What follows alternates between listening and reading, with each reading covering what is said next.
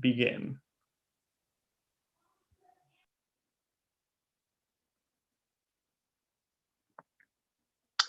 Hi, everyone. Thanks for joining us. My name is Alec Stapp, and I'm the Director of Technology Policy at the Progressive Policy Institute. PPI is a center-left think tank based in Washington, D.C. that works on a wide variety of policy issues and promotes radically pragmatic solutions.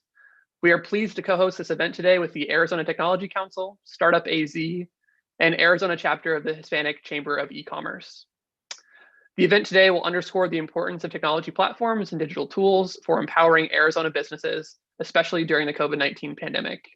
The discussion will also cover the need for elected officials to recognize and promote continued economic development and investment in Arizona spurred by the technology sector, in addition to preserving the accessibility and affordability of critical digital services that have supported minority-owned businesses, in particular, this past year.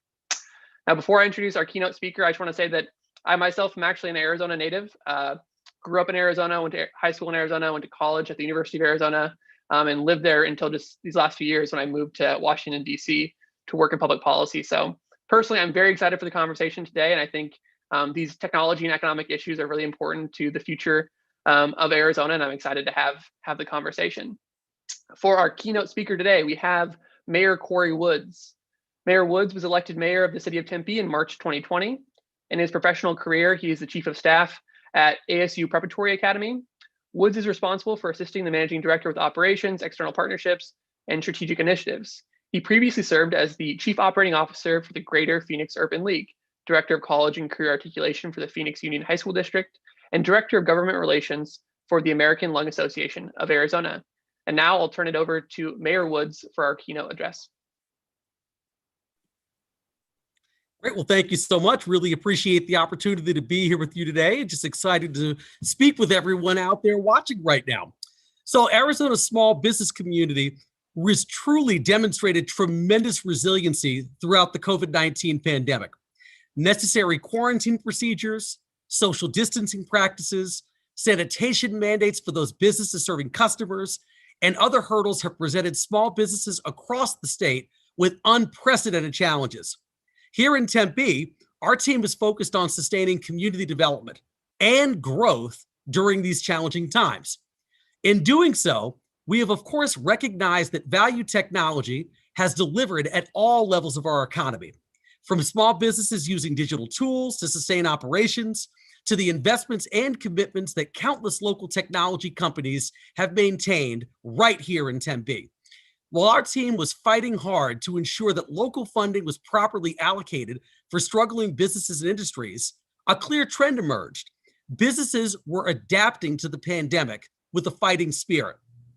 While brick and mortar shops shuttered and a lot of our in-person events were canceled, we saw business owners update their operating models to account for these challenges, staying in touch with customers over social media, communicating with employees over video conferencing platforms, and even just updating online information about their hours, outdoor seating options, and social distancing procedures became crucial. So I'll say this too, from my perspective, I mean, I spent a lot of my time just in all of these sort of, taking advantage of all of these technological perspectives during this time. I have during the pandemic, learned about the wonders of Instacart and about having groceries delivered in terms of trying to support my local grocer, but also making sure that I'm doing so in a safe and effective way. I've also spent a lot of time, doing curbside pickup at a lot of my favorite local restaurants in an effort to try to keep them open during this time. But a lot of them have personally communicated with me through technology. I reach out to them through Facebook Messenger. I reach out to them through direct messaging on Twitter. I do a lot of work even in terms of trying to promote local small businesses through a lot of my own technology platforms. I've got platforms on Facebook, Twitter, Instagram. I mean, pretty much I think the only thing I'm probably missing at this point is a TikTok account. But through all of those things, our local businesses, a lot of our restaurants and bars and local retail shops have used all of these methods to truly make sure they're still not only communicating with me, but all of our residents and our business owners right here in the city of Tempe. And so in turn, I try to make sure that myself, not just as the mayor, but frankly, as just a private citizen right here within the city of Tempe, I've tried very hard to make sure that I am connecting other residents and business owners to a lot of those social media and technological tools that our business owners are using. Because the reality is, we want to make sure that long after this pandemic is over, they are still here to support us. And so during this time, we need to make sure to support them by putting money in their pockets, helping them to keep their doors open, and helping them to pay their employees. So it is critically important, to support our local businesses, but also to make sure that we are supporting our technology companies who are doing everything in their power to provide the technological advances to allow our businesses to stay open and not just survive, but also thrive during this COVID-19 pandemic. The technology tools available to small businesses really have been instrumental in keeping the lights on keeping businesses connected with their customers and keeping all operations running smoothly. But the role of technology is supporting Tempe's economy and our state economy at large really does extend beyond the small business community. Tempe has especially become a model for the economic development spurred by the technology sector. Approximately 20% of our jobs are tech related, and about 20% of the companies here in Tempe are tech companies. From aerospace to nanotechnology, from solar energy research to software development and manufacturing, high technology industry leaders have increasingly decided to call the city of Tempe their new home. And no doubt, government at the state and federal level will continue to have a significant role to play in supporting the small business community as they build back after the pandemic. But we also have to give credit where credit is truly due. Small businesses in Arizona have been extremely flexible in their navigation of this new normal, if not truly resilient, with a lot of help from technology and a lot of our local technology companies. My goal as the mayor of the city of Tempe is to make sure that everyone really does emerge from this pandemic, not just by simply surviving, but emerging with grasping new technologies and new methods, new ways to reach their employees, new ways to reach their customers, pretty much everything under the sun. And as a matter of fact, talking about government, I can also tell you that at the city of Tempe, we're having a lot of these conversations ourselves. The technology that we have, between Zoom and Microsoft Teams, Cisco WebEx, Google Meet, all of these features have really allowed us to continue serving all of our residents and business owners through technology at a time where you frankly can't always have everyone in the office. So during this time, we've really used these methods to make sure that we are still connecting with local business owners, with our technology companies, but also our residents that just need basic services. Police department services, Tempe Fire and Medical Rescue, public services, solid waste. All of these things, we frankly use our technological advances and all of the technology that we have on an everyday basis to maintain that connection with our residents and business owners to make sure that even though we've got a nationwide and international pandemic, that we are still maintaining our commitment to supporting them and providing them with all the services they need to make their lives a better place while living, working, or growing their business right here in the city of Tempe. So I'm really grateful to be part of this conversation today and about that resiliency that's so evident throughout the state's small business community. And also talking about the importance of welcoming continued investments from the technology sector. As the economic contraction brought by the pandemic remains a challenge for months and possibly even years to come, we plan to leave that welcome mat out for our key technology stakeholders that have supported our community to date and throughout this entire pandemic. I'm confident if we continue to lock arms and work together, we are truly going to emerge from this stronger than ever before with all of the technological advances and with all of the innovation that we have come to find out during the time of COVID-19. So I'm just so excited to be part of this today. Really appreciate the opportunity to be the keynote speaker here for the Progressive Policy Institute and just really appreciate your time. Have a wonderful day and enjoy. Woods, thank you very much for those comments. That was a fantastic way to kick off the event. And now we'll move on to the first panel. So Steve, Brandon, if you could turn on your cameras and microphones. We have For our first panel, we're going to discuss, we're going to have a conversation on economic development, technology, and policy. Our first guest is Steve Zylstra. Steve serves as president and CEO of the Arizona Technology Council, a role he assumed December of 2007. He's responsible for strategy, operations, all financial matters, and accomplishment of policy development for the council. Zylstra is a vocal spokesman for the value technology can provide in raising social and economic standards in Arizona, and was named in 2016 as Leader of the Year Technology by Arizona Capital Times and a Most Admired Leader by the Phoenix Business Journal. Zylstra has served in numerous technology leadership and advisory roles to the governor and currently serves on several association, industry, and community boards. Steve, thanks for joining us. Alec, thanks for having me. And our second panelist today is Brandon Clark. Brandon is the CEO of StartupAZ. Brandon launched his first company in 2008, Driven Media. That opening into the entrepreneurial world, combined with his Phoenix roots, drove him to give back to the city and its startup community in a more meaningful way by co-founding StartupAZ Foundation. The nonprofit was created in 2015 with a $100,000 grant and has grown to a $400,000 operating budget every year. Brandon, thanks for being here. Happy to be here, Alec. All right, so we'll start off with a question for you, Steve. Can you speak to the technology landscape in Arizona and how business leaders like yourself are working to promote an entrepreneurial, innovative environment that attracts investment and lifts up small businesses? Yeah, well, first of all, the Arizona Technology Council exists really to support and protect, in some ways, innovators and entrepreneurs.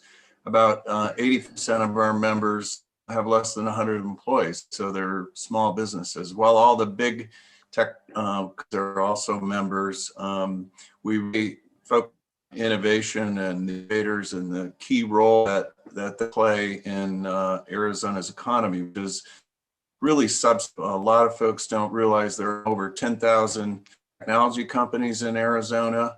And in spite of the pandemic in 2020, the growth was about 6.2% in the technology workforce. So even though we had lots of challenges last year, the tech industry continued to creating high-paying, high-quality jobs, and frankly, allowing the economy to continue to move forward. It was mentioned by the mayor. It's technology really that enabled us to continue to connect, for the economy to continue to move forward and to grow. The tech community plays a really important role on an ongoing basis. We have a much more economy that's more balanced than we have historically as a consequence of technology. Just heard the other day that we now have more manufacturers in Arizona than we have construction workers. So that's the right direction in terms of diversifying our economy. Fantastic. Thank you for that overview. And now I'll pivot to Brandon with a similar question. I know that obviously as Startup Arizona, you're focused on startups. And so can you speak more to the entrepreneurial part of that question? So what are business leaders like yourselves doing to promote that entrepreneurial, innovative environment that attracts investment? Yeah, for sure. I mean, I think with the emergence in the work of folks like Steve, I think the emergence of the startup ecosystem here over the last decade's really been remarkable. And to the extent that anybody could prepare for something like a pandemic, you know, I think founders across the state and of course across Metro Phoenix region feel there's a little bit more of a connective environment that's helping them build, launch products faster, build their companies faster, and access the resources that they need. To the extent that policy plays a role in that, I mean, certainly, you know, when a large enterprise gets attracted to the region, you know, I think that spurs lots of economic activity up to and including job growth and things, but it also spurs a culture of innovation. And so that becomes emblematic of how entrepreneurs start to think bigger about problem solving. And so to the extent that we're seeing more meaningful problem solving around entrepreneurial and really building companies around that, I think that's been certainly emblematic of some of the progress and some of the policy making and some of the leadership that's put in place to make those things happen. Fantastic. Yeah, please jump in. Yeah, I'd just like to say policy is so important to creating a business climate that's conducive to the nation attraction of technology-based companies. Last year, we were able to extend the R&D tax credit here in Arizona for 10 years. We have the best tax treatment for research and development in the nation. This year, we're working on extending for 10 years the investment tax credit, which has been critically important to attract investment in early stage entrepreneurial technology companies here in Arizona. So I think policy plays a critical role in helping to grow this industry in a significant way. Yeah, Steve, I'm really glad you brought up the tax credits and things policy can do to increase investment. I think obviously we're seeing that at the federal level with these, close to $2 trillion package that was just passed. There's going to be another multi-trillion-dollar package coming down the pike for infrastructure needs, and I'm sure there'll be some kind of tech investment or broadband investment related to that as well. And so I know the Arizona state level leaders are looking, like as many other states are, to seeing what can they do in addition to these federal packages to help roll these things out. So I think that's really important. And for my next question, Steve, I want to talk to you about today's digital infrastructure. So I'm thinking of the larger companies in this sense. So, the IBMs, the Googles, the Twitters, really the companies that become platforms for other businesses to build on top of, whether they're tech or non-tech companies. How do you think that's changing the landscape for economic growth in Arizona? Well, those platforms, and by the way, IBM and Google are members of the Arizona Technology Council, are critical for entrepreneurial companies to utilize to build new innovations, new products, new technologies. The internet is critical to all of us and the lives that we lead on an everyday basis. We're all now connecting on a daily basis through the internet and on these cool platforms like we're on today, Zoom. So I think it's essential that these large companies large technology companies are able to continue to innovate and do the things that they do to enable the rest of society and the rest of our economy to move forward. If it hadn't been for those large platforms, imagine what 2020 might have been like. The economy would have come to a screeching halt.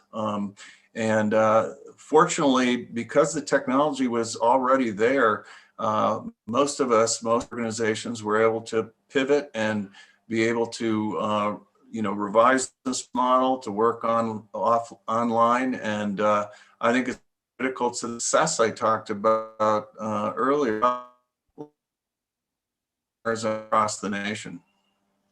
Yeah, and I agree with you wholeheartedly on that, Steve, in terms of how critical that digital infrastructure has been to managing things throughout the pandemic and how it might be important going forward post-pandemic to actually having a full economic recovery. And I really like the point you made about economic diversification. I remember growing up in Arizona, I think I heard a lot was that Arizona has the 5 C's. We have copper, cattle, cotton, citrus, and climate. I didn't hear technology mentioned in that growing up, but I think that the technology sector is growing a lot in the last couple decades, and that might be changing. And you need that diversified economy to grow from that base. I recall also there being a push to make Phoenix kind of the Silicon Desert to quasi compete with Silicon Valley. I see Brandon shaking his head. Brandon, I'd love to get your take on this. So one, just like, what are your thoughts on digital infrastructure in the current pandemic and the future recovery? And two, what are your thoughts on things like Silicon Desert and other things that the state is trying to do to be leaders in technology? Yeah, I mean, I would echo everything Steve said about the digital infrastructure. I think to the extent that startups in particular were able to react or pivot in the face of a pandemic, perhaps a little bit quicker than larger corporations. A lot of our tech companies, they've worked virtually, even pre-COVID. And so their ability to kind of continue business as usual was perhaps a little bit more of an efficient. I think as it relates, I smirk a little bit when I hear Silicon Desert, only because I feel like the last time I heard it would have been the last time I'd ever hear it. But it's, branding by itself doesn't kind of make an ecosystem. I think it's the performance. And so whether it's to work at Tech Council, GPEC, ACA, in so many organizations, in the small part that even StartupAZ has played is we need to emerge to a performance-driven ecosystem as it relates to early stage innovation. We get thousands of people to participate in entrepreneur-related activities and events. Phoenix Startup Week, which is coming up in April, is going to draw several thousand people. And those are important metrics to identify just the density of interest around entrepreneurship and entrepreneurship thinking. But at the end of the day, and when I distinguish startups from small businesses are the backbone of our economy, of any economy.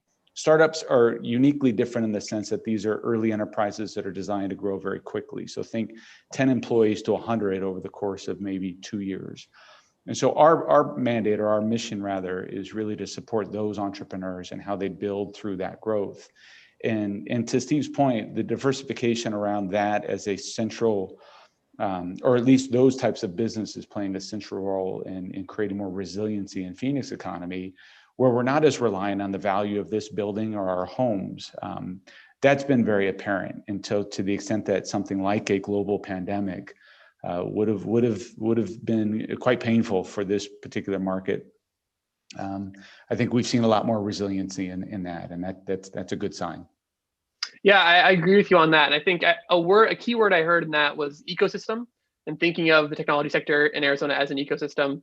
And I know obviously you're focused on startups, but could you just talk at all about investments in Arizona that have been made by large technology companies? And I'm thinking more like data centers, fulfillment centers, office locations that promote like general economic development. How do you think about that in terms of the ecosystem that you're working in and trying to promote? Yeah, I'll be honest, not a ton, except in the case where we can draw a parallel to, well, let's use Uber for example. So Uber and lots of tech companies early on saw this as a good outpost, a second, headquarters, and mostly to put their lower wage, jobs, so call centers, things of the like.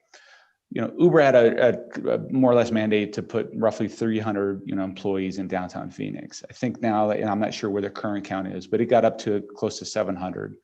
And that was because the environment that they found themselves working in was conducive to them to do a lot more R&D. So it wasn't just their rider driver support in their case, it was, marketing ops and DevOps and different things like that. And so I think that the community plays a role. So the work that's being done to attract some of these larger enterprises, once they're here, it's now what? And I think the more we can pull them into this more innovative earlier stage, a lot of cases, some of those executives are great mentors. A lot of those cases, some of them have corporate, venture funds. Yeah, they want to invest in their backyard. And I think we could do a better job building a stronger narrative and a pathway for them to be able to do that. And that spurs a lot of, really vibrant activity. Alec, in addition to that, Google, Apple, Microsoft have all made multi-billion-dollar investments here in Phoenix, in the Phoenix area in data centers. Apple has a command center here that, we're number 2 in the nation, by the way, in data centers. Only Virginia has more of them. And that's because we don't have any natural disasters, and we have a relatively low cost power compared to the Northeast or places like California. And they don't create huge numbers of jobs, but they make enormous capital investment in our economy. And that's where, and we just keep creating more data every day, right? Now that we're all working online, and all that data has to be stored somewhere here in Arizona. So I think those companies are playing a crucial role in an underpinning of our local economy. They're creating really high quality, high paying jobs. And I think they're critical to our future success. Well, thank you, Steve. And I think for the last 5 to 10 minutes, I'd like to pivot the conversation back towards policy and what policymakers in Phoenix and Washington can do. So as we all know, technology is kind of under a national microscope right now as these heated policy debates are taking shape across the country. So as conversations continue among lawmakers about the role and nature of technology in today's economy, what would you like to see as a part of that conversation? And so this will be a question for both of you, but I'll just start with you, Steve. What do you want to see as part of that conversation? Well, I think policymakers need to have an open mind. I think there's a lot of rhetoric gone around that was part of the campaigns lead to the election, and it created sort of falsehoods about big tech that I think need to be dispelled. And I think events like this are a critical opportunity for us to make a point of how technology is to every human on earth and every American and every Arizonan. And technology will just become more and more a part of our life. And when you think about it anymore, every company has to be a tech company. And surprisingly, companies and banks hire more technology companies than some tech companies do, because of, it's all based on transactions and technology is what that. So I think it's a real important point that you make, and one that I just think people need to be open and listen to the facts, not the rap that has been going around for the last 6 years. Thank you, Steve. I agree with all of that. And Brandon, same question to you. What do you think is missing from the policy conversation, both in Phoenix and in Washington, D.C.? Yeah, I don't know what necessarily be missing. I think, the times we're in now, the pandemic certainly illuminated the tech divide on both the education and healthcare front. And so to the extent that there's policy that can help drive the fact that, we shouldn't be talking about students that don't have internet access. To the extent that we need to be prepared for the next pandemic and campus is shutting down is less the point than just access to information. And so to the tech, the extent that the big tech corporations that are, I agree with Steve, making massive investments in the communities with which they operate, that should also be investments that should be no-brainers and should be obvious. And to the extent that legislation or policy can play a role in that. In the terms of startups, policy or legislation could be the enabler. I think on, things like that Arizona's done and has moved aggressively on, like the FinTech sandbox. We have a number of startups in the FinTech space that have has removed some friction for them to test different products and things that where they were otherwise wouldn't. HB 2005, which enabled or at least limited some of the big tech marketplaces on the payment side. I can't speak too much to the app development space here, but I know that's going to be an attraction piece to a lot. Now, to the extent that it also wrangles the the Googles and the Apples, to make less investments in the state. So it's kind of a double-edged sword. I'm always going to be pro startup, pro entrepreneur, but I know that we need those big enterprises making those investments as well. So there's got to be a way to arrive at that. But we're already just looking at the Twitter activity around that particular bill, and you've got app developers and big app developers that are now have their eye on Arizona as a forward-thinking, innovative state. And so if that creates more movement, Arizona has a hard time leading on some of these things sometimes. And so if they can lead on this and it creates and spurs more activity, elsewhere, that's a good thing for us. Gotcha. Yeah, and a follow-up question on that one, because in particular that bill has gotten a lot of attention nationally as well, since you said it's one of the earliest versions of these bills we might see in other states. And so I'm curious, you mentioned how certain app developers might do that in terms of wanting to move to Arizona, but then the big tech companies might be less excited about making investments in Arizona, or it might hurt them. How do you think about that kind of bill with a potential impact in the context of Arizona consumers? So you smartphone users who are accustomed to using these app stores, and given the current landscape, how do you think about them in this equation?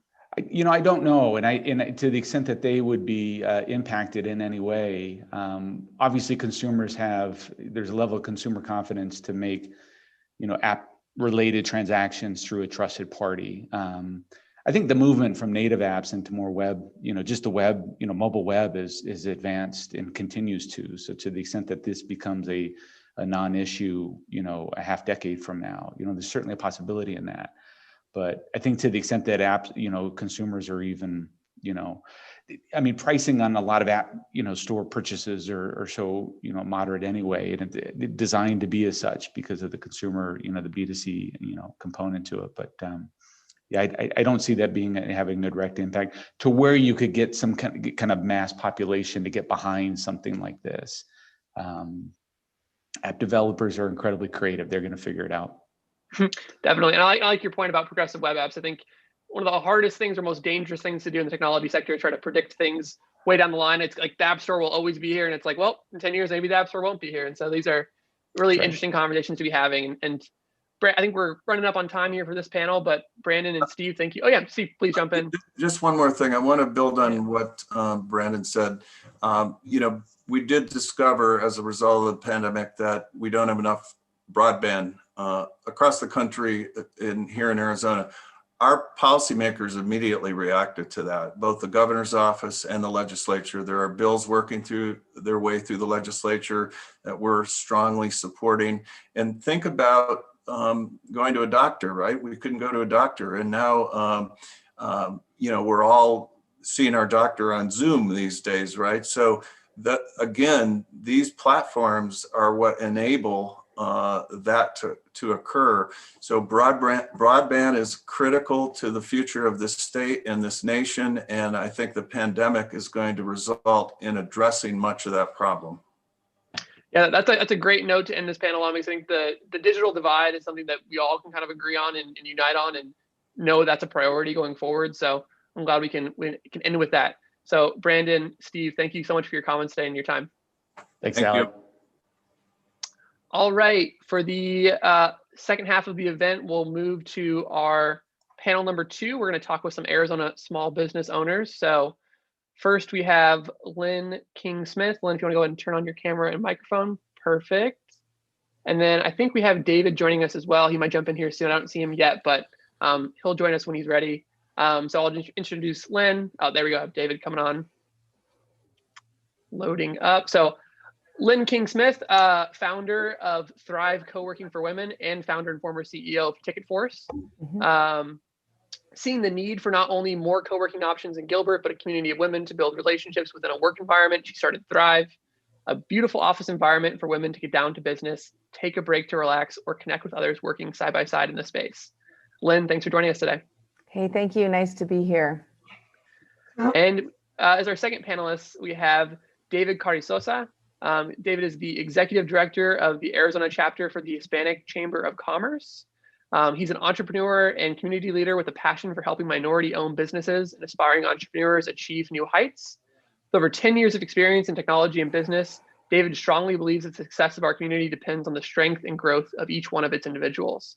This is reflected in his involvement as executive director of the Arizona chapter for the Hispanic Chamber of E-Commerce and executive board member of the East Valley Hispanic Chamber of Commerce. David, thanks for being here. Hello, thank you so much, Alec, for having me. I really appreciate it. I look forward to sharing the space with these wonderful colleagues of ours. Thank you for having me. Sounds great. All right, we'll kick this off. I'll start with you, Lynn, for the first question, and I'm going to direct this one to both of you. But Lynn, can you provide the background on your business, kind of what the origin story for it was? Absolutely. And I'm an entrepreneur at heart. So Thrive is kind of my sidekick business that we really got to focus on how important it was this last year. So my company, Ticketforce, was a tech company as well. And I started that when online ticketing was actually kind of a new thing. And people would say it was a web-based platform.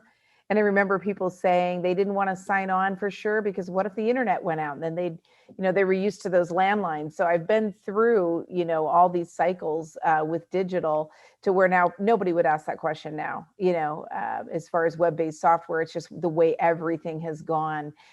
So the change has been really fast. Thrive Co-working is about a physical location here at a building in downtown Gilbert. And the idea here is to have a place where women can come and work, whether they're telecommuters, whether they're solo entrepreneurs, a small company, whatever it is. And we were really just hitting our stride in the beginning of our third year when COVID said, you got to go home to work. And so, it's been an amazingly difficult year, but also hopefully we can talk about some of the ways that we're pivoting and creating digital memberships and things like that, so we can stay connected throughout this time and even beyond as the women start to come back into the space physically to work soon. I'm definitely going to follow up on that pivot, because I want to definitely hear more about that. So David, I also like to hear first about your origin story for your business.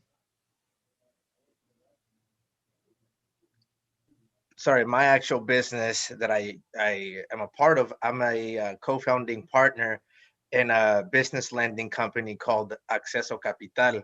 We primarily focus within the Latino community because of the lack of access to capital that there is to the micro enterprises and the small businesses. So this came about because, it's something where we work through fintech platforms, but we also have a part where we do traditional lending. So we know right now that the pandemic has speed up how small business owners are now really focusing on online tools, whether it be through social media or automation, systemization. So, we brought in both of those, which is fintech platforms, but without being too cold where it's just online, but also in person. So we merged those together, but actively working on the Z generation, right? They're all online. They don't want to visit your office, versus the millennials like ourselves and the Z generation that likes a sprinkle of technology, but I still want to see who I'm dealing with, right? So that's the environment that we built within our lending platform. And we kicked it off by focusing on a lot of e-commerce entrepreneurs, being part of the e-commerce Chamber of Commerce, right? The Hispanic Chamber of E-Commerce. But that's really where we really started dabbling, is that new economy that is just all online, and there's so many e-commerce entrepreneurs, or anyone who sells online. So that's our specific focus, is those two. I'd love to hear it with that fintech company, and with some of the businesses you work with through the e-commerce council, how those businesses have adapted to the pandemic. Have things been better or worse? Have they tried to change business models? How have things been updating? Well, the fintech platforms, we have access to several of them. We just made it be between kind of like in the middle between Lending Club, Lending Tree, and your local credit union, right? So we merged those two. Luckily, we've been doing this for about 2 years now in this project. So we were already doing a lot of stuff online. Just for efficiency, we could squeeze in 5 meetings in 3 hours versus driving and all that kind of stuff. But yeah, so we really didn't get impacted because we worked directly with the SBA. We actually processed the PPP forgivable funds, so we are up to our eyeballs in applications because we take them all digital. We try to be a go green company, but so business hasn't really been impacted that much. But we did close our office down, so those Z generations are like, no, I want to visit you. And so we had to pivot to how do we make our company look like a legit, rock solid financial platform to the Z generation, right? They want to see more than your Zoom. What else do you have going on for me to give you, very sensitive information? So that's really what we had to pivot on, is how do we transmit that, hey, yeah, you could give us all your sensitive information, and we're not going to sell it, we're not going to do identity theft. So that's really what's been the obstacle that we had to overcome, is how do we transmit that to the older generations, that we're not just a fly-by made up financial company or lending company. Gotcha. I know one of the few changes you said you had to make was closing down your physical offices, and that obviously makes me think of Lynn and her startup and side gig. So Lynn, let's talk more about how you adapted, how you pivoted. That's obviously a thing that was directly impacted by the pandemic. It'll be over soon. So you're going to go back to the old model? Is there some of the new that's going to stay? Will it be a hybrid? What have you been doing during the pandemic? Yeah, well, we were able to actually stay open with some restrictions because we had folks that were providing essential services. So if you had a worker that was providing essential services for her company, then even with the restrictions, we were able to keep the office open under limited. So we did the cleaning and the mask and all of that. But this was early on when we really didn't know what was going on, and maybe even before we knew that masks made sense. I can't remember, but so we were able to stay open. But that was just a handful of folks that we were able to stay open for. If you weren't essential, we really encourage folks to be home. Now, women who we serve were disproportionately affected by the pandemic because they did something like 80 to 90% of helping with the school kids that were all of a sudden at home was shouldered by the women, right? And so that just took even our women who maybe would have wanted to come in, and all of a sudden they're home trying to juggle 17 platforms with their kids at school and all of that. And then I found they had, real Zoom fatigue. So they were not responding at all to like, let's have a Zoom happy hour because they were just over it at that point. And so we have come back slowly. We've got things spaced out a little more, but it's still until the kids are really back in school in full, we're going to see, a little bit less. But the good news for co-working and the way office is changing is that because of digital platforms getting better and people being more comfortable with using things like Zoom and Microsoft Teams is really kicking up. Folks are realizing that they don't need an in-person office full time, but that they do still want some times to collaborate. And so I think it's coming back as a hybrid. And I think co-working spaces are going to be really key for that. And we're going to have those platforms on the go. So, we've got the TVs and the hookups and the things like that so that you can come in here and have your meetings. But I really think companies are going to be doing a lot more through these digital means, but still wanting the in-person. As with everything, pendulum swings. An all digital company has disadvantages to an all in-person one. I think hybrid is where we're going to land, but the technology at the baseline is going to be really, really important. And, as you see all the time, people having trouble with the speed of their internet and those kind of things at home. I think the municipalities, like they were talking about in the last segment, coming up and really making sure that everybody's got access to super high speed internet is going to be key to making this whole thing work in the future.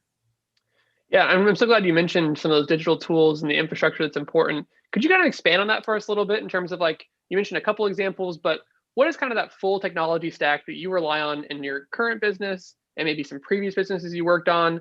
Like, what are the tools that you really need to run your business and how are you using them?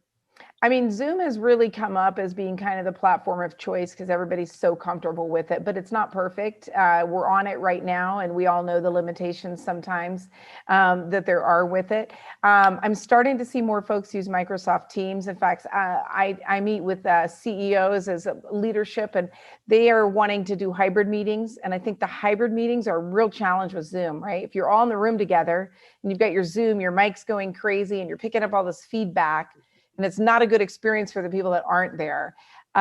So what I'm seeing is Microsoft Teams handles that and is prepared for that a little more. So I think it's important we all don't get stuck on this is the only platform. Google Hangouts was kind of in there in the beginning, also has some limitations as well. So I think it's a matter of the tech companies really coming up. And we're actually starting to use Discord, which that's simply because we have, my daughter runs a co-working space. She's 29, she's a gamer, and she's on Discord all day. So we're coming up with this digital membership for our Thrive community where we can find easy ways for women to connect and share ideas.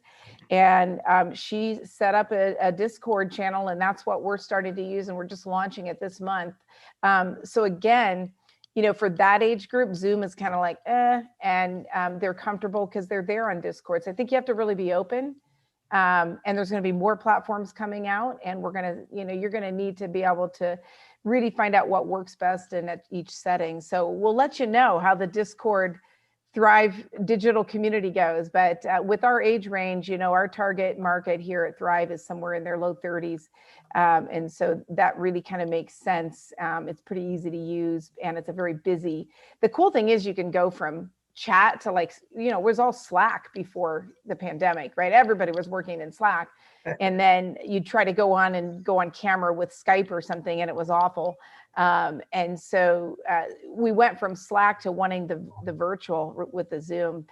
Discord's cool because you can just kind of toggle in between. You can all of a sudden just hit a channel and go to voice, which that's great too, is you don't have to mess with the face and all of that. You can do a voice channel, you can do video, or you can just do the chat. So it sort of puts them all together. It's going to be interesting to see how Discord responds to the fact that they've got kind of a package that nobody else is matching right now.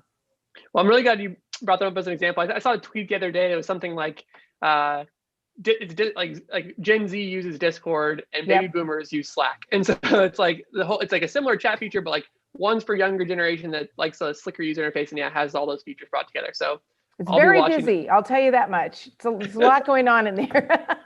I'm still on Slack mostly. I've braved the jump into Discord, but maybe it's in all of our features. David, I want to ask you a kind of a similar question. As a leader in your community focused on empowering other entrepreneurs, how have you used digital platforms to steer other businesses towards success? Well, we primarily work with, like I mentioned, micro enterprises to small businesses, specifically in the Latino community, right? So our community, they make a lot of handcraft, everything, tables, clothing, you name it, that's what they do a lot. On top of that, So now there's a big wave of them now wanting to sell online through e-commerce. Lowest hanging fruit is, Etsy, Amazon, Facebook Marketplace, stuff like that, which is great to start out with. But the thing that using technology, right, instead of communicating within, we work to try to help them more for them to get more clients for their businesses. So one of the things that we saw in the pandemic was that the state shut down, and all of a sudden they couldn't receive visitors the same way anymore. Well, and we won't, by the way, work a lot with brick and mortar businesses, so we're a little bit more behind on the business end from technology.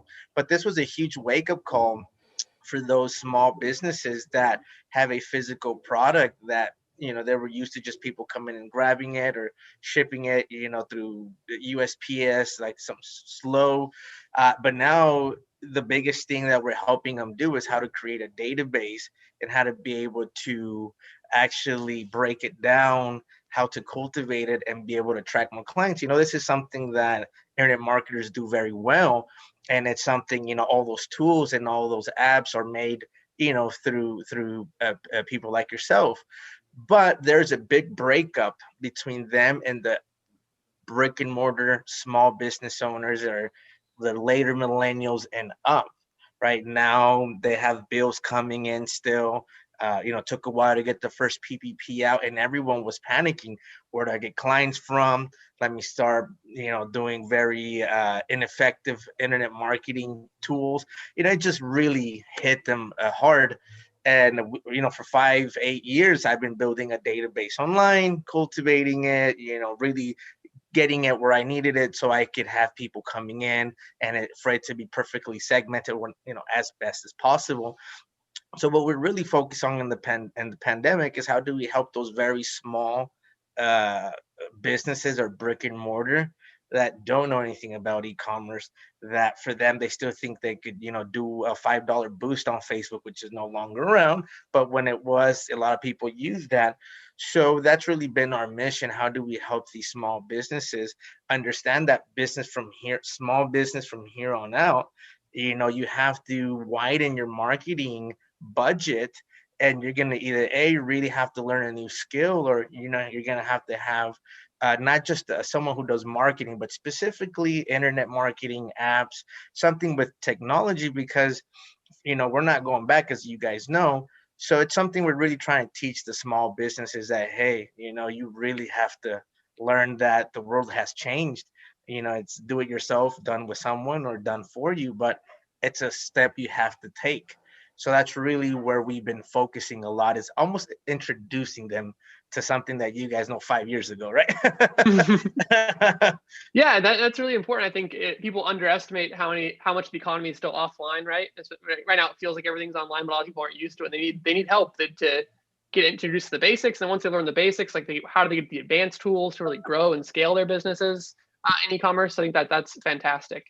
And sorry, yeah. I'd just like to add real quick. Sorry, I forgot to mention the reason why I got into this topic. I'm sorry, is because if we look at the amount of taxes that they pay, right, to keep our streets clean, our police force, our technology, all these different things.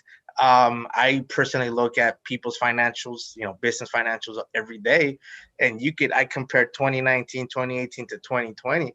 And you see a massive dip, right? So how do we help those small businesses that are offline to be able to catch up? Because, we're directly getting impacted from missing on those tax dollars, whether it's city or state. That's a great point. Yeah, if we want to make the future investments, we got to have revenue somehow. So you got to boost the economy now to get that future tax revenues. That's a great point. For the last part of the conversation, I want to kind of pivot to the future. So I know that we're all getting antsy for the pandemic to be over. I'm excited to get a vaccine here soon. Hopefully, it'll be widely available in many states very soon. I don't believe Arizona yet, but they're increasing availability every day. And so I'll go back to you, Lynn, to start with this last question. So what's the vision you're thinking of for your business as it relates to growth in the online and offline economy post-pandemic, once things really start to open up and we start to get into that recovery mode? Yeah, it's two things.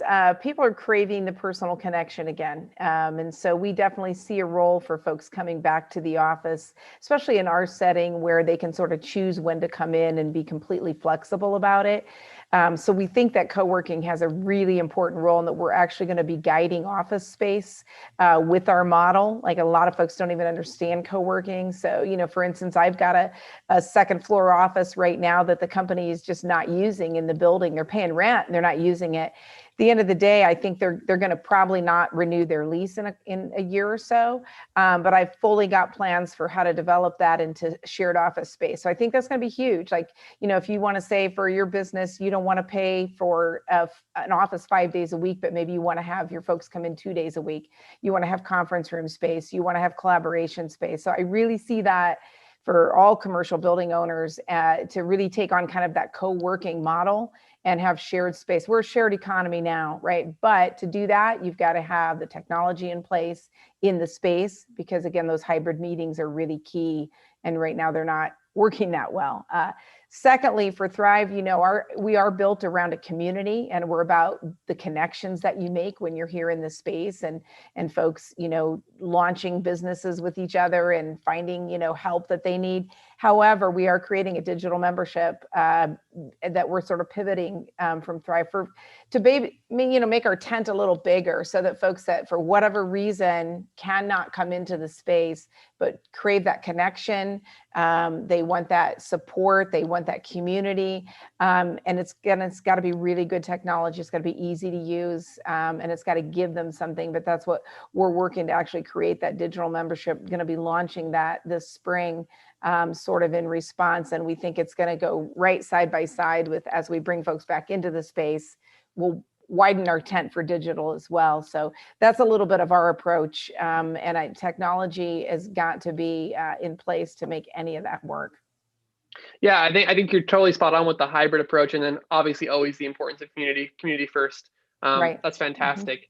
David, similar question to you. I know obviously you have your own business, and then you're also a leader in the Hispanic E-Commerce Council. And so just what's your vision for the future with these businesses as things start to open up, both with the online economy and the offline economy? Well, first of all, Lynn had a great response, so that'll shorten my answer. So I agree with her in all those points.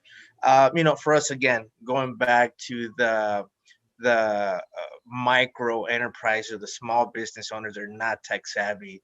They're very left behind. Coming from that perspective, right? It's something where we let everybody know, as I mentioned, the pandemic has speed up small business owners to adapt to an online community, an online marketplace, and more importantly, to be able to start seeking information and education in this, and so, for us specifically speaking, what we're really trying to help them do is, how do we help them look at their yearly budget or their yearly financials and understand what is it that you could truly afford, or what is it that you can invest in, because it's an investment. We have to, like a lot of small business owners, let me use an example. They always ask me, David, do you know somebody that can make me an app? And I was like, yeah, sure, for. Oh, I want them to buy my stuff, and I let them know, oh, that's amazing. For people to download your app, you have to do a lot of different things that go along with it. So they'll ask me questions like that, and they'll go invest and thousands of dollars in what they think is going to help them have online presence, have more be more effective in their business as well. But so our conversation is really all over the place, where we ourselves are trying to figure out, okay, where is this going, and what do small business owners really need to invest in to be able to keep up with that wave? I don't have that answer. We're trying to figure that out and help our community, because we don't know where this is going, but those small businesses are being left behind. And like Lynn mentioned, I'm really well versed in commercial real estate as well. You see a lot of landlords with empty spaces because business owners are saying, well, I don't really know how to do online stuff, so I keep selling from home, right? So they don't take that next step, which impacts commercial real estate, and it goes down the line, that snowball effect. So, that's really what we're trying to figure out. I know I can't really answer the question, but that's kind of where we're at. No, Alec, yeah, I please was jump just in. gonna say, I think it's important when folks, you talk about people adopting technology, and that's always, you can create whatever you want, but adoption is the whole key. And if they don't adopt, but I think sometimes when you have people that are reluctant, they think it means giving up the way they do something. And it doesn't always mean that. Like if you think in terms of books, I love to read my Kindle because I can read it at night and it's easy to take on the airplane, but I still buy physical books, So it's like when the ebooks came out, I think people were like, oh no, bookstores are over. No one's ever going to buy books. No, it's not true. It's just an addition to, it's a different way to read. It's suitable for some times and some people, but it didn't wipe out physical books. We're still printing books. My daughter's opening a bookstore this year, and she loves the physical books, but the Kindle is a great tool. So it's a little bit like that. You don't have to get everybody to adopt something all the time. And it doesn't mean you have to eliminate, it's not everything or nothing with new technologies. It's this and this. And so I think that helps with adoption when people are resisting. You don't have to give up personal connection, but we're going to do this when that's not possible. And so that's really been the key in my life in technology is in getting people to adopt, is realizing yes and rather than superseding, and because there's a lot of fear there with new things because they fear giving up something. So that's always been my approach, and I hope that's helpful to anybody listening. No, I think that's spot on, and that's how I think about technology. Think about it as augmenting the physical economy. So yeah, definitely adding to, not substituting for. And so I think that's a great note to end the conversation today on. Lynn, David, thank you for your time and thank you for your comments. Thanks, Alec. It's been great to be here. Take care. Thank you. Bye-bye. Bye-bye. And I'll just close out the event for our audience today. Thank you all for joining us. Thanks for taking your time to listen to our speakers and to hear the message. And so thank you again, and everybody take care. Bye.